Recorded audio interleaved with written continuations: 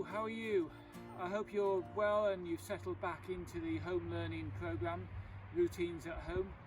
Last time I spoke to you, we went on a tour of the school, if you remember, to meet some of the important people in our community. This time I thought we would start in the beauty of our own school grounds, as I know how much you enjoy being here. I too enjoy being here. We are fortunate to have such an open and green site, and in fine weather like this, it really is glorious.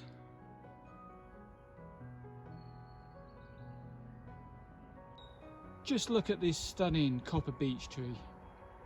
It's a central feature of our school site, which we see every day. It's over 20 metres high, and according to people who know more about trees than me, it has over 500,000 leaves. Most of those leaves have appeared in the last few weeks. Look at those beautiful reddy brown leaves shimmering in the sunlight and producing a huge umbrella of shade for you to play under when the sun is at its strongest in the summer. This majestic tree is estimated to be 130 years old. Believe it or not, that's older than me. It's probably as old as St Faith's itself. Just imagine if this tree could talk. I wonder what stories it could tell us about St Faith's and the children who've learnt here. I think it would probably tell us what St Faith's was like during the Second World War, when the children who lived here, the boarders, were evacuated to Devon. The day pupils continue to go to the school here, but in 1939, the 16 children who boarded in Firwood, in a room just over there by the dining room now, moved to live in the Golden Lion Hotel in a village in Devon called Ashburton. Our main hall, of course, was named after this Devon village, where our boarders lived during the Second World War.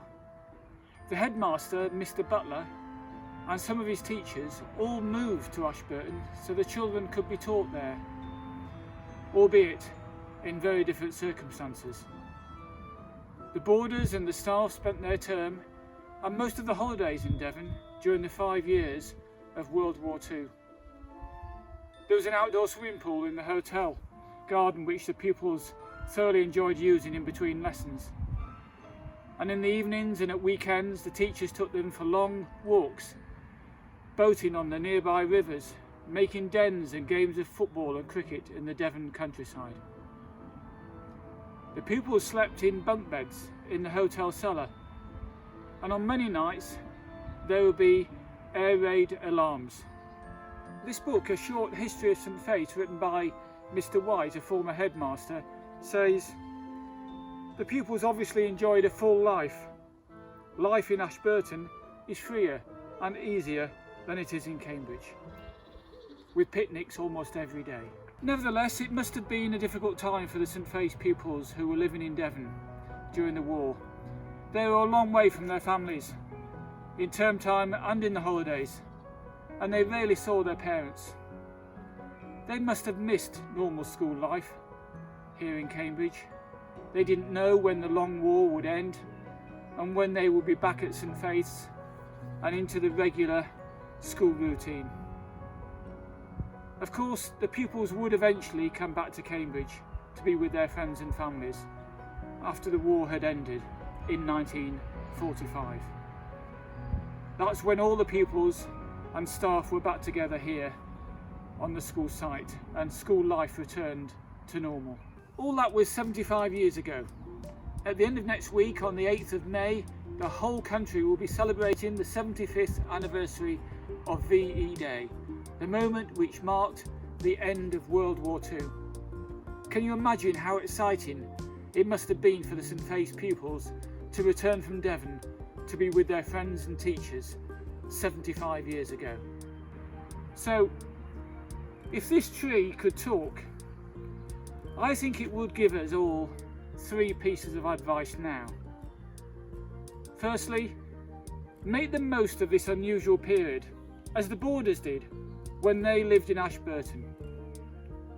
And like the boarders in Ashburton, you are with your families. and can, thanks to technology, contact your friends and teachers. So appreciate this time when you can spend more time with your family, the walks, the bike rides, games in the garden, perhaps books that you wanted to read before, things that you might not normally have had time to do together as a family.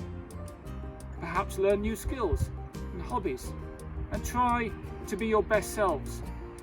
Be helpful to your parents and kind, things which you know we value here at St Faith's and which I often talk to you about in assemblies. Secondly, I think the tree would ask us to make the most of online learning. It's not like school, we know that, but if you work hard and you do your best, you will learn new skills and knowledge. It will also help you to become an independent learner, something which will be a great help to you in the future. And finally, I think this tree would say, don't worry. This is not the first time that St Faith's pupils have been away from the school, doing work in a slightly different way. We will eventually be back together as a community. We don't know when that will be exactly, but I hope it won't be too long.